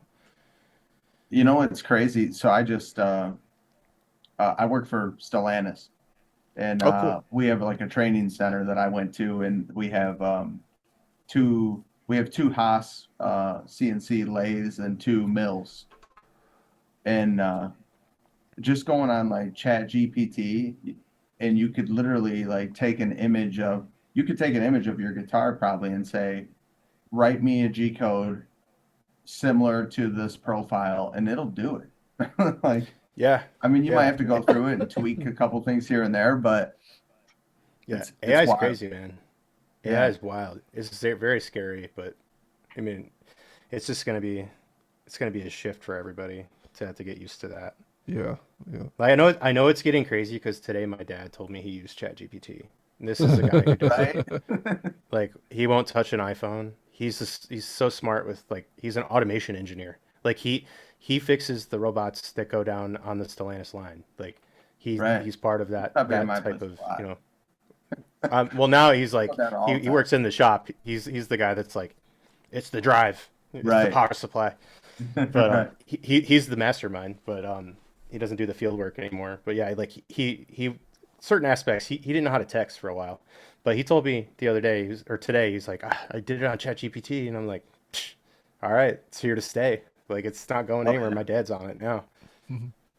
I use it at work. Like we'll be on a machine because that's all it is CNCs everywhere. And Hmm. I'll pull up, I'll say, Komatsu, give it the model number. How do you remove this ball screw? And it'll tell me step by step, down to Yeah, the that's bolt. super sick. You know, Yeah, yeah, that's wild. Ball screw on a big machine like that is probably massive, like yeah, 2 3 inch yeah. diameter ball screw. It's dirtier than I think people realize. Like coolant Yeah. that Oh sits in a yeah. machine for 15 years gets gross. Oh yeah. Yeah, I don't deal with coolant right now. I I have wood chips that I have to deal with, but we have Right. dust collector for that. Do you got Coolant like a, would does be it got a like a drag out or you just got to kind of sweep it out of the way? it's got an automated dust shoe. So Oh, when okay. it does a tool change, there's a pneumatic cylinder that pulls the dust shoe up, and then it goes to the turret basically. Lets go of the tool holder, moves to the next one, grabs it, and then when it comes back to the work, it shuts the cylinder down for the dust shoe. Nice. And that's all programmed in the Masso controller that runs it. Do you have the first guitar you made? Not with me, not with me. Actually it's at my dad's house. It's a Okay. piece of shit. It's It's an absolute piece of shit. It's those tuning so pegs I like are they're like larger on the guitar you tuning. held up. Oh, they're hip shots. They're Are they? standard hip shots. Yeah, Really? They look, maybe it's just the camera angle. They look bigger than. yeah. Well, it could be because it's a smaller. The headstock is on the Yeah, smaller maybe side. that's it. It's like an optical illusion. Yeah. Like there's standard hip Okay, shot yeah, I guess buttons, it, yeah. Maybe it is just that but cutaway on the bottom end. there's not a lot of meat there, but Yeah. so in relation, they could be perceived as a little smaller. It But almost reminds me of like, how like a Parker's headstock is? Like, yes, you a ever see fly. those? Yeah. Yeah. It almost That's a has big that a inspo. little bit. Like if you were to kind of block this off, it's Yes. like a fly. Yeah. And then this is the Ibanez curve right here, basically. The RG fan out, and then the Yeah. telly swoop up, and then the straight line constraint that you need for straight What's street. the fretboard? This one is Richlight. So Okay. it's phenolic resin, and I think they use hemp substrate. So it's like weed Really? smashed with glue under heat. Yeah. Okay. But I could be wrong. I don't know if they use hemp anymore, but at some point Richlight was hemp. But it's dude, it's like when you think about it, it's basically like synthetic wood, but with the straightest grain imaginable. And they take a sheet Right. of paper and they cover it in resin and they just do that sheet, and then crush it under high pressure. And there's no voids in it. It doesn't release or take in moisture ever. It's Yeah, that's just cool. super rock solid material, which is great for a guitar Oh yeah. Yes. because Yeah. anything if your guitar is vibrating, if you feel it vibrating, it's losing energy because Right. everything you put into it, you can only hope it stays within the saddle and the nut, and then obviously where the ball ends are, the tuner and the you know string tree or whatever. So if it's something that's going to sympathetically resonate, that's not good, really. A lot of people think with an electric guitar, electric Right. guitar. With the acoustic guitar, you want it because that's how they make noise, right? Right. The top is like a drum vibrating sympathetically. But Mhm. if that happens in an electric guitar, you're losing a little sustain. You know, it's minuscule, but like the whole tone wood thing with it, like I believe more in like a density aspect to that, rather than certain woods sound better. Um, Yeah, I can Also, see that. it has to do like a semi-hollow. If you're rocking a semi-hollow, and then you're gonna get some microphonic action on the pickup. Like the pickup's actually moving because the top is moving because it's allowed to because it's not a homogeneous block of material. And Right. that, you know, you'll get a little like feedback here and there, but like also there's like a slight reverb tail kind of thing that happens with the semi-hollow. Um, and in that case, the wood does make a difference because, you know, if it's lighter wood, it's going to move more, right? If it's stiffer wood, it's going to move less, and certain frequencies soak before others. So, you know, there is something to the tone wood thing, but when you're talking about like a humbucker guitar, it's Right. not really doesn't make a difference. No, like you can move the pickup a half a millimeter and make 10 times the difference that the wood would make if it were a totally different wood. So Oh yeah, I believe that. tomato tomato though, like there's people out there who've tested it a million times and people still swear that it makes a difference. So just let them think that. Right. Yeah. Mm. Can't change them all. Yeah. Do No. you see yourself doing anything like that, making like a semi-hollow or Oh yeah, I would do that. I would yeah, definitely do that. it'd be pretty Um, cool just because I think you could get pretty fancy with it, right? yeah, yeah. You know what I There's mean? I feel like semi-hollows and they got like a certain aesthetic to them, you know? yeah, yeah. It's like a vibe. You know, there's Yeah, when you play them, they feel different when you're playing, and it's different feedback from the instrument. So it right. uh it makes it a different experience. But also like, you know, it'll influence what you're playing because certain frequencies are more open and there's Mm-hmm. resonance happening from the way Yeah, it's for sure. constructed and all that. So, but yeah, I haven't ever built like a acoustic that's really hard. Like I have Yeah. mad respect for acoustic builders, um, but it's usually solid body electrics probably where I'll end up staying Yeah, in that that's lane a cool, little bit. man. I can't wait to see more out of that. I already Yeah, told you, put me on the list. yeah, yeah. That the blue one is sick, man. That I spent Yeah. like I feel bad, but I spent like 2.5, 3 years building that thing. Like luckily, like Gary, the guy who won it, because I don't know if I mentioned this, but I Am Abomination did a crowdfunding campaign, and one of the tiers prizes was to win a guitar that I build. And at this point, like I had built that black one I showed you. That's the one I recorded Passion 2 with. Hmm. But I really had no credibility as a guitar builder. Like, but that was a really popular tier. Like if it weren't for that, we wouldn't have been able to do the record. So, like, obviously, I had to get the record done first, and I'm like, "All right, you cool with that?" And he's like, "Yeah." And then I just like I was such a perfectionist about everything. I rebuilt it a couple times. Like, I have like two or three, like a bum neck and a bum body that had a sick top, and I'm pissed about to this day because I put the wrong mill bit in the CNC, and the neck pocket was an eighth inch exactly Oh wider than no. it should have been. Oh yeah, So cutter count, man. I, yeah, well, it was like it would have been fine if I would my dumbass would have put the right end mill in there. That's why Right. I'm like automatic tool changer, baby. Like Right. it's good. If the simulation rips, it will rip. It's like Yeah. it can't not unless you lose power. It's the only thing that could go wrong, or you break a end mill or something. But Yeah. it'll tell. It can tell. It has sensors for that. It's Yeah. cool. Going back to what you were saying about density, I was what's his name? Chris Story from All Shall Perish. He Hmm. he plays I think it's called Zephyr guitars, but they're like it's all carbon fiber. The whole Yeah. neck has a really wild like if you flip the guitar around, it almost looks like a snake. The material is so sick looking. But Yeah. I have to check that he out. swears they're the best guitars he's ever played. I would just like to try one. Yeah, I believe in carbon fiber as a guitar material. I'm actually planning on experimenting with that pretty soon. Um, Particularly forged carbon fiber because I love the look of it.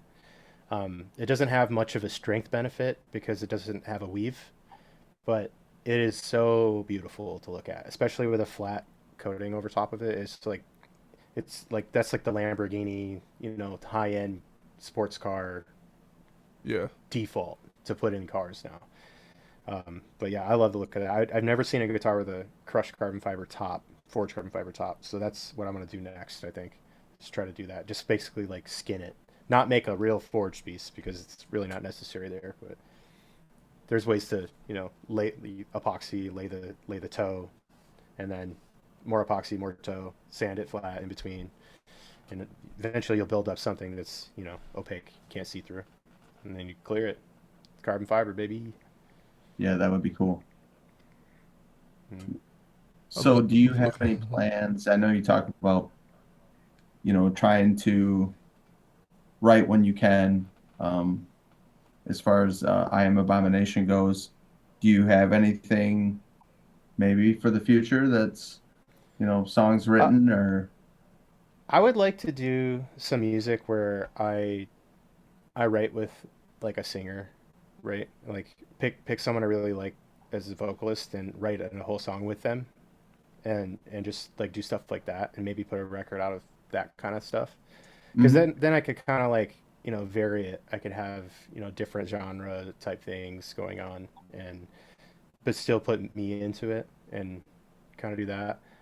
I won't say that IAA is out of the question, but I feel like had a I haven't done that yet. Like I haven't been able to, other than like co-writing with production bands that I work with, which I do almost every time. But um, There it is. it would be cool to do that. Yeah, that would be sweet, man. Well, hopefully, Yeah, hopefully something comes to light there. I know, like you said, it's a matter of time and you know fitting it into yeah, your life. yeah. It takes a while, especially with the tortured artist mentality, and nothing's ever good enough. But that's the bar that keeps you driving towards something really cool. If the first thing you do is what you put out, then might not be that tight, right? Right. Yeah. Mm. I Man. know that no one else can see this, but this is what I was talking about, the carbon fiber neck. Can you guys see that? Yeah, that's pretty sweet. I can't. I'm in the what view am I in here? You're Uh, in the dark. Oh, there we go. uh, Oh yeah, yeah, it almost looks like a snake skin type deal. Yeah, But all those are pretty sweet. yeah, it's ethereal. That's the name of the guitar company. oh yes, I have heard of them. They're really cool looking. Yeah, Super I cool saw one guitar of look. them used at Guitar Center once, and it was like 4 grand. I'm like, well, it's gonna stay in the used section. Yeah, that's the thing with the boutique builds. Like they Yeah. have to be expensive, dude, because like it takes a lot of time to build a guitar. It's like 100 plus labor hours of sanding and finishing and waiting for finish to dry and sanding that, and it's mostly sanding, really. Yeah. Um, you know, in my case, because I use a CNC, so the 0 to 80% really fast, but the last 20% takes a long time to get done. The finish and the sanding and all that work. Yeah, I think that I mean, you're getting what you pay for, right? Right. If And you it's want to slap together, where you get it and the neck is already in a circle. right, right. Yeah, If you just like build 40 of the same thing that you could do really fast and is easy, then it's going to be a Yeah. cheap thing, right? I I've like the had idea of like issues. dropping them sorry like if I've like So a been drill coughing with guitar. into the guitars. mic. I'm fighting a cold. Oh, you're good. It happens. Michigan. It's Oh always yeah, cold. Can man. can you guys see this in this picture? Yeah, yep. Oh yeah. So this is the Teo 8 Schecter. Mm-hmm. This is the third guitar that I've had of this guitar due to neck issues. And I don't know if Really? it's because it's that what is that Wanganese wood or it's got, Wenge. yeah. I don't know if it's because Mm. of that, but like the first guitar I had, there was probably I think my guitar tech, he was fitting like 20 thou shim underneath the frets that were popping out of the fretboard. Mm-hmm. And then the second one, uh, oh, the second one split like where the two it's five-piece neck, so where the two woods mate, it started to split seam, and then I don't know if it was coming from the screw. So I had a hell of a time. This one seems like I haven't had any trouble. Um, I don't know if Well, they went through and went over it again or Wenge is one of those woods. It's like a long grain wood. I like it. I think it's cool because you can feel it. Like no matter how yeah, far you sand it down, it's there's you can feel it. Like yeah, it's there's got like that grain in it. crevices. Yeah. Hmm. So you come to know your instrument and where you are based on how it feels, which is kind of like a it's a bonus sometimes, you know. Yeah, So I like it, but I've worked with it before, and it's tough to work with. It's kind of toxic to work with, so I don't really. mess with it. I prefer to do like roasted maples, Oh like yeah, it's beautiful. any wood that I use to build guitar. I want it to be roasted, which means that they bake it in a oven void of any air, so in a vacuum, so it can't combust, but they get it super fucking hot, and Okay. all the sap and resins inside of the wood kind of like liquefy, and they flow out into the straws. This wood is like a bunch of tiny little straws mashed together, and all these they fill up, right, and they seal off from the environment around, and then it's harder, almost impossible. It's not 100% sealed up, but it's harder for it to take in or release moisture. So like it locks it in. It makes it more solid. Like That's pretty cool. I if never knew if that you went end a of it. step further, you could, you know, some people will stabilize the wood, which means you do that same thing in a vacuum, but you submerge it in like a resin, an epoxy resin. And when you pull the vacuum out and the air comes out, the resin replaces the air. So then when you pull it out, you bake it and harden the resin, and then you have a completely homogeneous piece. Like there's no voids in it at all. And then you build a guitar to that. And the downside is it's very heavy because there's absolutely no voids in the entire piece. It's like all solid material, Right. um, and it's once again pretty toxic to work with at Right. that point. But you know, the benefits are nice. You know, if you have the right shop set up, you can do it. Is that your plan too? You're gonna have like a ventilation spray booth and all that, or Um, I mean, if I went that like I have my buddy's dad is Bill Honto, the Mike and Will Honto, my friends, probably the guy trolling me in the chat earlier about the mic, but he's a crazy good auto finish painter, and like he was like back in the day used to work at ASC, and he did like the Grand National, the GNX, like oh yeah, he was on that team, and like he was just like head dude to make sure that the QC of the paint and everything was great. So he knows everything. Like we'll spend hours talking like, is the base right? Is this right? We're gonna sand it and test this and do this spray out. And that's he finished the blue one. He put the clear coat on that and okay. sanded it out and everything because he was like, it's too awesome. I'm just gonna do it for you. So you don't have to burn another thing. I'm like, thank you. So like What? I would outsource to him, you know, or like, you know, learn a lot from him and, you know, try to, you know, do it myself. But um, Yeah. that's like a whole thing. Like he has a whole spray booth set up, negative ventilation, all that stuff, like clean room, all that, everything. So it takes a lot to get into that, and it takes a lot of space up. But you know, if I'm serious about it, I'm gonna have to do something like that. But probably something more like a smaller little spray booth at first. Like they do the things where they have like the negative ventilation system, but like you spray it inside of like a tent almost. Yeah. Yeah. It's like a grow tent type deal. Yeah. Yeah, Yeah, I that could would see work. myself doing that. You know, I mean, especially for a boutique standpoint, right? Right. Yeah. I mentioned earlier to you about the Balligator guitars. You've heard of that company? Of course. Yeah. I know Joe. Yeah, we're I've gonna have him talked on to the him throughout show. the years. Really? I That's think. awesome. Is it this month, Sean? Sean's got he's fighting this cold.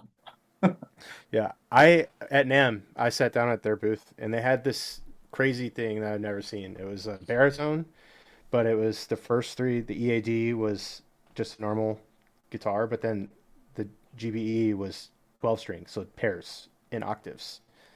And it was Ah, like the doomiest thing ever because like you could just like do doom on the first top three and then just get the crazy like chorusy effect of the 12 string vibe on yeah. the bottom three strings. It was a really cool thing. I'd never seen it before, and I was like, out of all the guitars there, I was like, give me that one. I That need to makes try it. sense. We had Devin from the Acacia Strain on the show, Hmm. and he was talking about because we were talking about multi-scale guitars and 8, 9 strings, and he says if I ever get a multi-string again, it's gonna be, and it had to been that guitar because he's an artist for Balaguer, so it was Hmm. probably him talking about that. I assume that does Right. sound Yeah. cool though. Yeah. It was unique. I'll definitely want one. Like Maybe I'll for build those like one. Egyptian type chords and shit, like Yeah. that Or would be just pretty like, dope. bow. Like Yeah, the crazy noises become crazier when the algorithm can't tell what the fuck's going on because there's too many right. pitches, right? Sometimes that's the sauce. How it Yep. fucks up becomes the sauce. You're the guy you said that does the finishing. What did you Hmm. say his name was? Bill Honto. Is he from around here? Yeah. Yeah, he lives in Belleville. I can't be the who I'm thinking of. How's the last name spelled? Honto. Oh, okay. I'm thinking of somebody else. I was like, that's crazy, but uh, yeah, He's OG. we have a guy. Do you know who Dave Fliss is? Mm, He's maybe, a kind of. Luther around here. He's out of Flat Rock. Oh, cool. He do you remember the band Capture the Flag? Ever Ye- hear that band? Capture no, the I, Flag I. is actually Jeff Tuttle, which was in Dillinger. Oh, cool. That was his first band. It's like a pop punk band back in the Okay. early 2000s. But anyway, he held a party one time that had that band there. But he does Luther work out of Flat Rock and does pretty good work. I That's said cool to not know. pretty good work. He does great work. But I'm just the way I said it, I Right. guess sounds shitty. But Yeah, No, Dave's a good it's all guy. good. He's yeah, he if you're ever looking for It's somebody that well you do it though. You do that type of stuff too. So Yeah. I mean, it's always good to know other people. My friend Sean May. Do you know who Sean May is? no, I don't think so. He he's an incredible bass builder. He's awesome. He's OG as shit. Because I first met him because he used to work at Canton Guitar Center. They used to be the only one Oh, you know what? around Jake here. O'Shaughnessy was telling me about him. Yeah, he's Yeah, that OG. Like, yeah. So yeah. speaking of Jake, I did the first Heat of the Deceiver record. That Oh was yeah, we're gonna talk that, about that for sure. yeah, I that want. was one of the first ones I did. But Yeah. yeah, he's like introduced me to a couple people around here that build and stuff, and it's so cool to just like sit and nerd out with people that because you sit in your own bubble all day and you'll do your research or whatever, but to bounce ideas off people and like hear what other people's takes are on certain things, it's kind of invaluable. So it's good to know other people who are doing it. Oh yeah, for sure. Yeah, kind of to network. Hmm. yeah. Yeah. So he the deceiver. Funny thing. So I'm on like I don't know if it was Deathcore and Breakdown, some group on Facebook that I'm a part of, and someone shared the He the Deceiver CD, Hmm. and I tagged Jake in it. I should have tagged you in it too, but I was like, wow, that's so crazy. Like, and I asked Jake, I was like, did you know that guy that tagged you in it? And he was like, no. And he the Deceiver never really did like a big tour or nothing. So I was like, Mm-mm. I figured it had to been someone local, but uh, I picked a guitar up from Jake's just like 2, 3 days ago, and he's like, look what I got. And he had a copy of it. I guess his like buddy's brother had one. And he's like, yeah, he held this out, and uh, he was like, "Can I have it?" And the guy was like, "No." And Nick was like, I thought he was kidding. He's like, but he said the guy said, "I think I got some more," and then he brought one in, and the guy was like, "No, for real, I had two. Otherwise, I wouldn't have given you this." So, That's sick. but yeah, Yeah, my he was dad super pumped to have it. My dad asked me for 7 copies of our first album, and I never understood why. But he has the only 7 that I know of right now. Like, Really? I haven't seen That's cool, anyone man. else That's have good it. support. Yeah, There's this yeah, kid good on idea. YouTube. He posted like one of my first band projects, the Red Dawn Rising, on YouTube, and it's like all 4 songs, and I'm like, mother, fucker, I don't even have this. Like, Yeah, that happens. That happens a lot. Like the lost demos that someone has just held onto. yeah, Yeah. You always Dude, got I got a that CD friend. book that's got like do you remember the Severnaya Complex? It sounds really familiar. Yeah. They were like a tech band that played around like around our era back then. But I got theirs. I got Trevor from it was Amongst Giants at the time, if you remember that band. Yeah, He's that in rings a We bell. Will Rot now with uh, what's his name from Bloodline Calligraphy, guitar player. Oh, okay. Yeah, but I got all those burnt CDs that's got the marker wrote on them. It's hilarious. Oh yeah, CD burnt And art. help CDs. out with. What I an think I era. have a burnt CD of their stuff. My dad was one of the first people who have a CD burner back in the day. I went with him to buy it at a swap meet. It was like $400. It was a SCSI one. Like Right, think like SCSI interface is so old now, but Mhm. uh, right.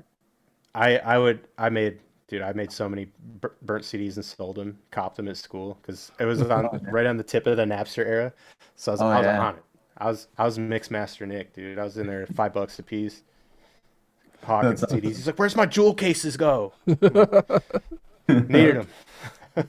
Our buddy Dave, he's like, you gotta listen to this new Black Dahlia Murder. It was unhollowed, and I listened to like 3 tracks. I'm like, can I borrow this for 10 minutes and I'll be right back? I went home and went home and burned Right, it. I'm burned like, it. yeah, it's I a great have album. that still. Yeah, I Really? still have that. The demo. I think the demo before um they went on Metal Blade. Oh yeah, with like Yeah. painted black on it. Yeah. Yeah. That was one of my. Obviously, loved that record. Unhollowed is. I know it's just like the intro to the record, but just the. Oh dude, Yeah. I love that shit. Yeah. That's my favorite one. Like to this day.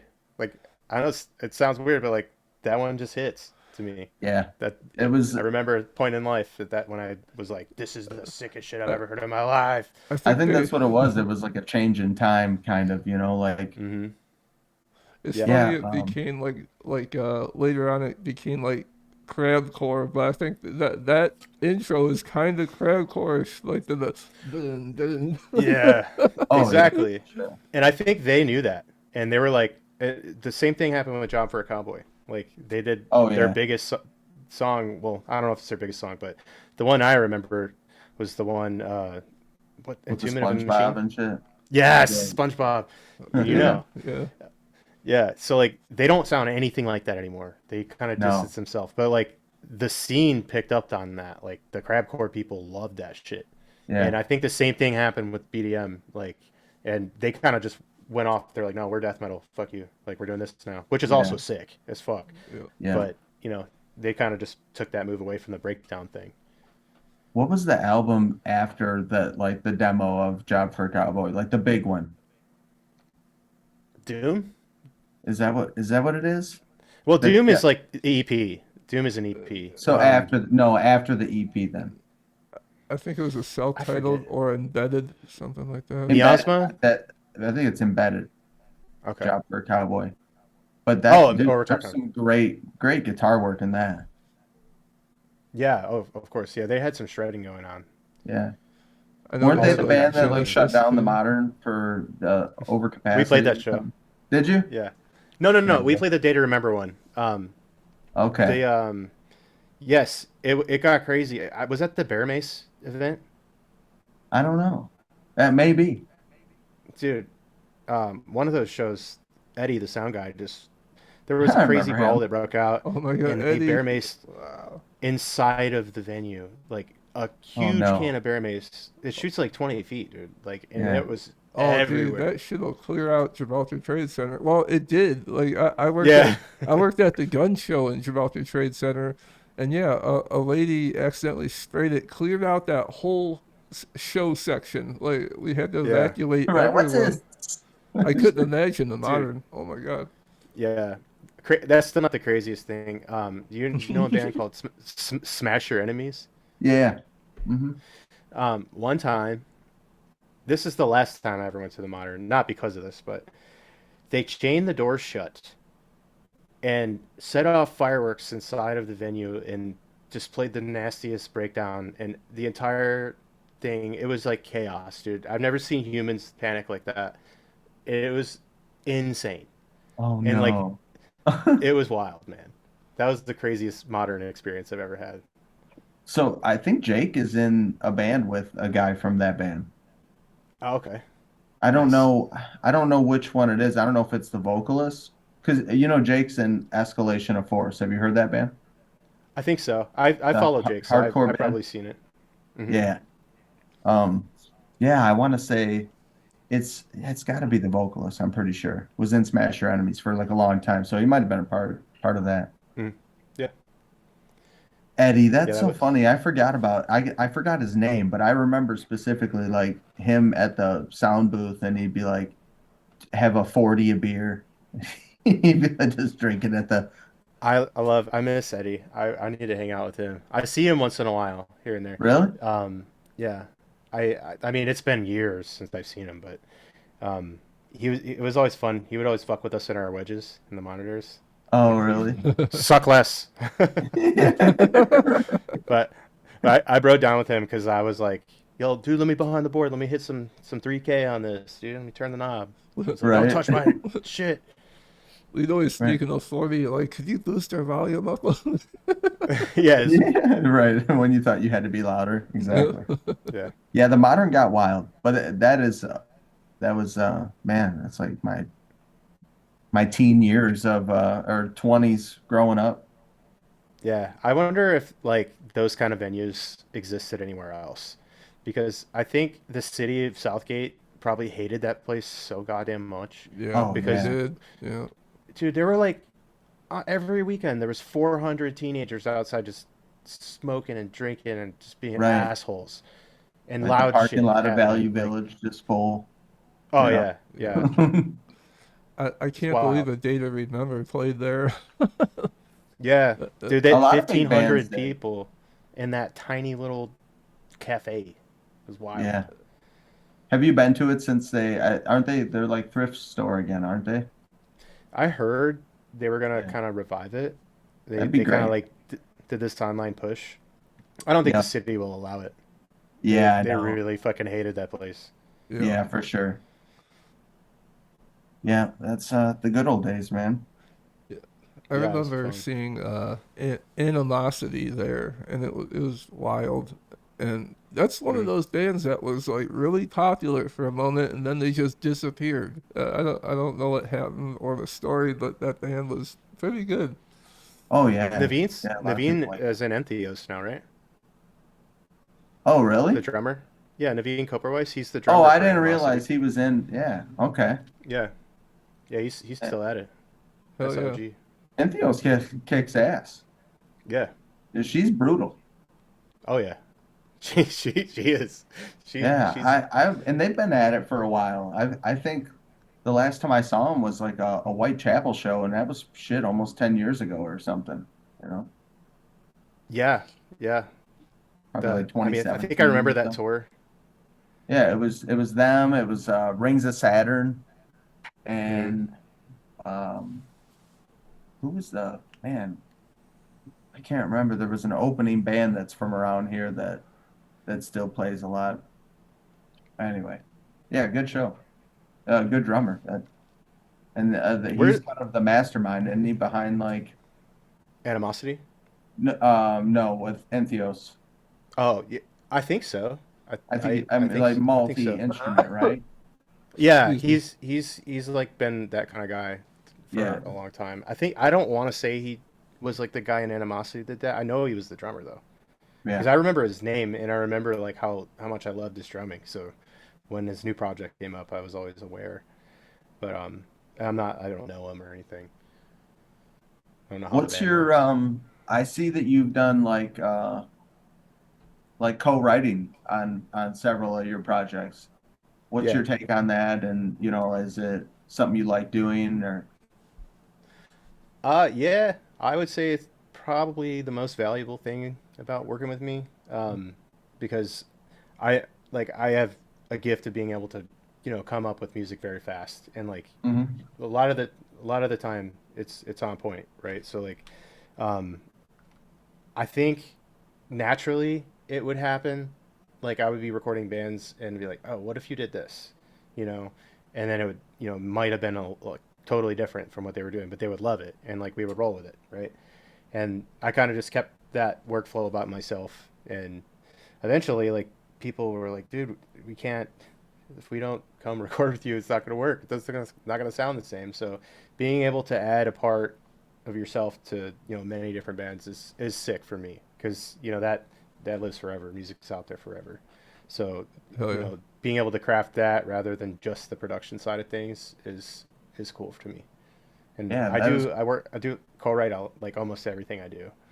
A lot, not all of it, but almost everything. okay. Now, as far as projects, is there anything you're doing in your modern day stuff to where you're still taking on smaller projects, or like do you have like you know, is it only labeled projects, or are you taking independent?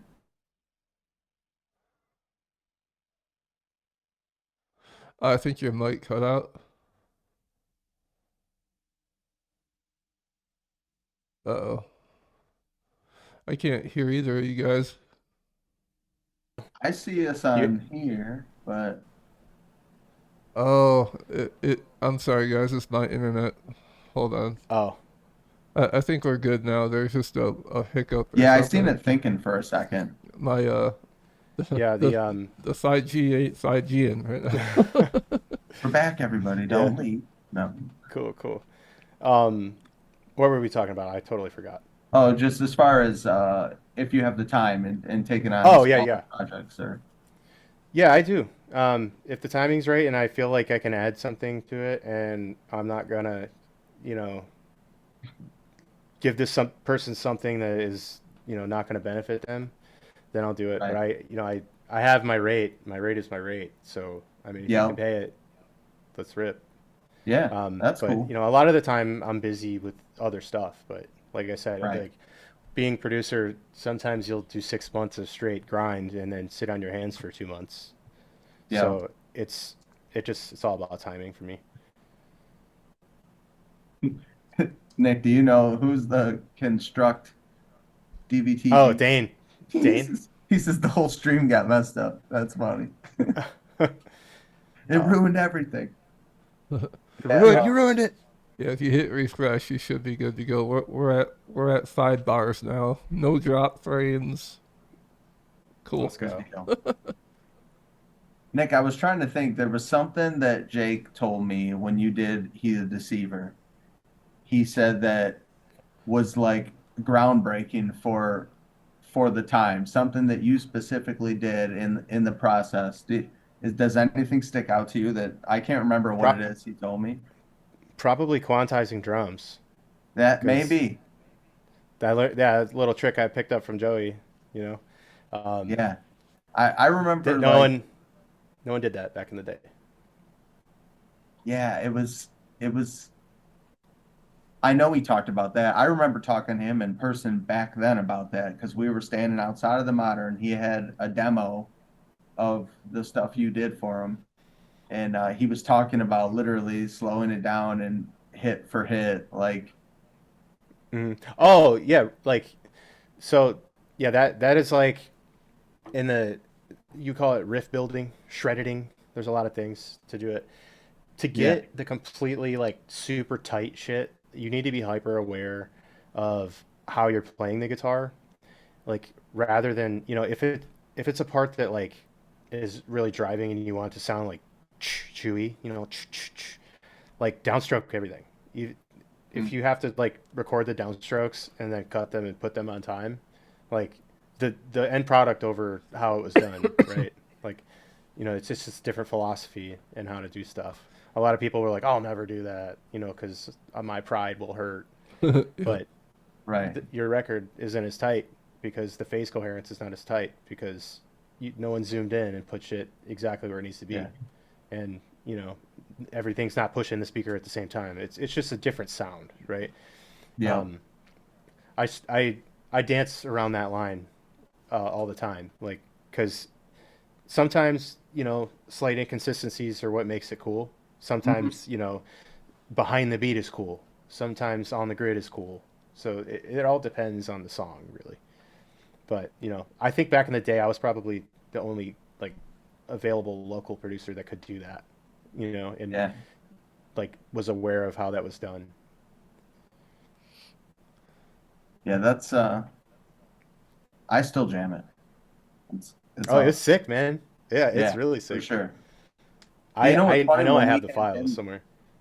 what's that? I say I know I have the files somewhere. They're probably on one of these computers next to me. I just keep the whole computer when I get a new one. Yeah, that's awesome, dude. He was on the show like early on. I think he was maybe our second or third guest that we had on here. Second, yeah. Mm. Yeah, and I was trying to think what it was was going to tell you about him. Someone saying hi to you in chat. Um, I can't see anything. I've been Oh, caught. it's the guy you said. Yeah. Dane, old Dane, that's my boy. Yeah. His kid. So he was in a band called the Chesterfield Bridge, and Okay. before I was even in bands, my cousins would like take me to the skate park, ESP. I don't know if you remember that in Taylor. Yeah. They would do like shows there and lock-ins, and that's kind of how I got introduced to local music. And he was in that band, and he's quite a bit older than me, probably like 5 6 years older than me. And so we've known each other forever. And now his son, his name is Ryder, and he's starting to like play guitar and getting really good. And he was actually invited out to NAMM this year to perform and stuff. So I went out there and hung out with them and introduced him to a lot of people. And it's cool to see because like it's like the cycle of riff. It just Oh keeps yeah. Yeah. going. Yeah, for sure. Yeah. Man, I wish that there was something I was going to bring up about Jake being on the show, and it's not coming to me. But I have a thought. When we were cleaning out 37, um, getting just the last of the stuff that was in there before we locked the doors, Jake gave me these horrible Pintec drum triggers when we did that He the Deceiver record because I bought like brand new D drum ones, so I didn't really need them. But he had an extra tom, so I think we used one on one of his toms. And like they barely worked, and they had like a 1/4 inch output. So I took them with me and I like kept them throughout the years, and they were like that was the last only thing that no one grabbed out of the mic cabinet at 37 was that shitty Pentac trigger. that's awesome. It's like it's like a donut with like a 1/4 inch cable hanging off of it, and I think it probably went down with the ship because I still didn't want it, but That's I remember hilarious. he gave it to me. Oh, Yeah, for sure. Well, dude, I think it's been great having you on, man. I think we've covered quite a bit, and yeah, just looking Could forward to see what I new ask shit one you're more gonna question? do. yeah, sure. Nope, One more. you can't. Uh, out of all the projects you've worked on, like what one do you look back on all the time and like really proud of it? Polyphia. Olivia? Oh yeah, Hmm. for sure. For me, that one is special. I mean, all of I've worked on everything in different capacities. The first two records, I was like, I did it all: producing, writing, engineering, mixing, mastering. Um, Now I like I'll do writing, I'll do mixing here and there, like in different scenarios. But um, that was the first band I ever cold reached out to, and I saw them on YouTube, and they were shredding big time at like a college. I think it was one of the Envision. No, it might have been Inspire is the name of the first EP they did. It was cool. It's like genty but like melodic and shreddy. They're much different now, but I remember like I need to like get in there, bro. I need to like I can help make this work. So I reached out to Tim or the band page or whatever, and I was like, dude, I'm producer. I've worked on this. Like, you're on Artery Foundation. We have common, projects. Let's rip. And they're like, okay, dude, that sounds awesome, because they had known of me from I Am Abomination. So they did a crowdfund campaign, raised a bunch of money, and they came up from Texas and did Muse. And that was the first time I'd worked with them. But we had this like philosophy going into it of not just making another like guitar record. Like, we wanted proper structure. We wanted girls to like it. That was a big thing because girls don't like prog metal. I mean, I'm sure you know a girl who loves prog metal, but like, as a general statement, they don't like prog metal. Yeah. So That's Had to make it hilarious. sexy. Yeah. yeah, so that was something that we kept in mind, and also for general people to listen to, like, it has hooks, right? It's not all over the place. There's shred everywhere, but the parts are very memorable and they stick with you, and that's kind of the philosophy we had, and it's spawned into the gigantic monster band they are now. And now they're just they're there just innovating, right? So I'm particularly proud of that one because for guitar, like, I feel they've made a massive dent. Oh, it's And incredible. Yeah. Yeah. yeah, yeah, and that's like, very grateful to have just reached out, because I wouldn't do that before. I would just like, oh, what if they tell me no, But I was Right. like, I couldn't help myself. I'm like, let's go, dude. And luckily they were game, and we did it. Yeah, the first time I heard them, like, it almost had this vibe of like being in like a classical music joint, but like the new kids showed up with like a new style of music. I'm listening to this, I'm like, whoa. Yeah, Yeah. yeah, it's cool. It's a little bit something for everybody. There's like a piece meant for guitar players, but also like it's just got a good beat to it. It's got a good, melody. Yeah. You could follow it. It's good. Hell yeah. Hell yeah. Well, thanks for All sitting right, down y'all. with us, man. I appreciate you taking your No time, problem. and this was Yeah, great. thanks a lot, man. It's good talking to you and just getting to see your side of things from a different angle. Hopefully everybody that tuned in, I think um, got a lot of good info here for sure. Yeah. Likewise. Thanks for inviting me on. I appreciate it. It was good to meet you both. Yeah, Hopefully we yep. cross paths again. Oh yeah. Yeah, definitely. We'll see Have, you around town. have a All right, great man. night, everyone. Yep, Later. have a good one. See y'all.